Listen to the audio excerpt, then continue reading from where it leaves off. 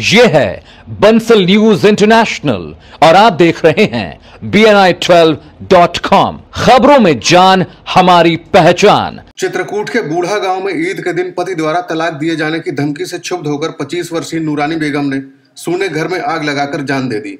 मृतका की अपने पड़ोस में रहने वाले हफीज से 6 साल पहले शादी हुई थी। बच्चे न होने की वजह से ससुराल वाले ताना देते रहते थे। 5 सालों से पति से दूर ससुराल में रह रही नूरानी ईद में पति के गांव आने की खबर से बेहद खुश थी और उसे भरोसा था कि उसका पति इस बार उसे अपने साथ मुंबई जरूर ले जाएगा। लगभग 1.5 महीने से अपनी बीमार बहन की सेवा के लिए मायके आई नूरानी सच संवर कर ससुराल गई, लेकिन वहां ना तो उसकी सास ने उसे तवज्जो दी और न ही पति हफीज ने। उल्टे उसे भला बुरा कहते हुए तलाक देने की धमकी दे डाली। ससुराल वालों के इस व्यवहार से दुखी हो वह वापस मायके आ गई और अपनी बड़ी बहन से पूरी बात बताते हुए रोने लगी। बोल रही थी बहन मेरी, बोल रही थी कि एक बार तो मेरे से बोल दे, मेरे से बात तो कर ले। इसका आदमी मुंह भुआ के गया, उधर का बात भी नहीं किया। फिर इसके ससुराल गई मेरी बहन, ससुराल में सास से मिल के आई, सलाम दुआ की। सास एक भी नहीं बोली कि तू बहू है मेरी, बैठ जा तू। न कुछ खाने को भी नहीं पूछी है, पैसे रो के चली आई यहाँ पे कि मैं नहीं रखूंगा, मैं उसके बच्चे नहीं होते, बांझी है और ये है। और फिर यहाँ पे सुन रही थी मैं तलाक दे दूंगा, मैं मुकदमा चालू कर दूंगा। जब उसको टेंशन नहीं है तब जाके वहाँ से आ। बहन ने उसे दिलासा दे शांत करा दिया, लेकिन ईद के दूसरे दिन जब ससुराल वाले उसे बांझ होने के ताने मारते हुए गालियां देने लगे तो उसने इस जिंदगी से ऊपर जान देने का फैसला कर लिया। और जब उसकी बड़ी बहन कोटेदार के यहाँ घासलेट लेने चली गई तो नूरानी ने घर सूना पाकर खुद को आग के हवाले कर दिया।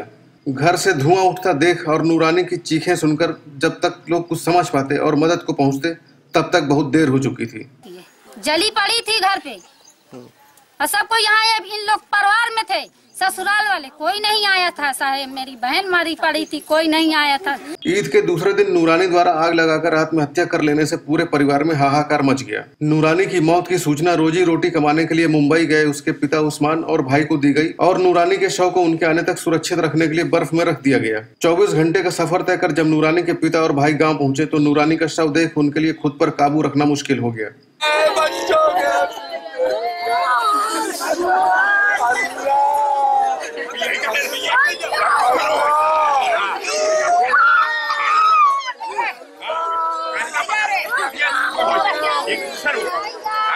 नूरानी के पिता अपनी बेटी की हृदय विदारक मौत से बेहद दुखी हैं। वो अपनी बेटी को किसी भी कीमत पर न्याय दिलाने की बात कह रहे हैं। लड़का ईद के एक दिन पहले चांद रात को उतरा है। परसों ईद थी, कल लड़की खत्म हो गई। मतलब गाली देख कल 11:15 बजे मेरी फोन से बात हुई लड़की से कि अब्बा मोही फे 57 लाख फे मोही गाड़ी कुछ हुआ दिया थे, मोही उल्टा सीधा कहा थे। मतलब पुलिस अदालत करूंगा, पुलिस अदालत नहीं करूंगा, रजिस्ट्री करूंगा, हर केस लड़ूंगा मैं, मतलब केस छोड़ूंगा नहीं मैं। पुलिस इस पूरे मामले को पारिवारिक व आपसी विवाद मान रही है। चित्रकूट के पुलिस अधीक्षक प्रताप गोपेंद्र पीड़ित पक्ष द्वारा तहरीर दिए जाने पर सुसंगत धाराओं के अंतर्गत कार्रवाई किए जाने की बात कह रहे हैं। अभी तक तो उन्होंने अपने लिखित या मौखिक रूप से ये बात नहीं बताई है कि तलाक की वजह से इन्होंने आत्महत्या की है। बाकी अगर उनके द्वारा ऐसी बात उठाई जाती है, इस तरह का लिखित दिया जाता है तो उस पर अवश्य कार्रवाई करेंगे। बच्चे न होने पर ताने मारना और गाली गलौज कर महिलाओं का शारीरिक व मानसिक शोषण करने की घटनाएं समाज में आम होती जा रही हैं। नूरानी की मौत समाज में फैली इस विसंगत की क्रूर और भयावह तस्वीर पेश कर रही है। चित्रकूट में शहर कोतवाली थाना क्षेत्र के कोल गधैया गांव में घर के पीछे बर्तन साफ करते समय छप्पर से गिरे सांप द्वारा उंगली में काट लिए जाने से महिला निर्मला देवी की मौत हो गई। सांप काटने पर महिला ने सहायता के लिए जोर जोर से आवाजें लगाई और फिर बेहोश हो गई। झाड़ फूंक के चक्कर में पड़ परिजन काफी समय बर्बाद करने के बाद निर्मला को जिला अस्पताल ले गए, जहां डॉक्टरों ने प्राथमिक उपचार के बाद महिला को इलाहाबाद के लिए रेफर कर दिया, लेकिन रास्ते में ही उसकी मौत हो गई। निर्मला की मौत से गुस्साए ग्रामीणों ने सांप को ढूंढ उसे भी पीट पीट कर मौत के घाट उतार दिया। चित्रकूट के करका पड़रिया गांव में 22 जून को 1 लाख के इनामी डकैत गुप्पा यादव ने बोरिंग ठेकेदार फूलचंद पटेल की 2 बोरिंग मशीनें आग के हवाले कर दी थी।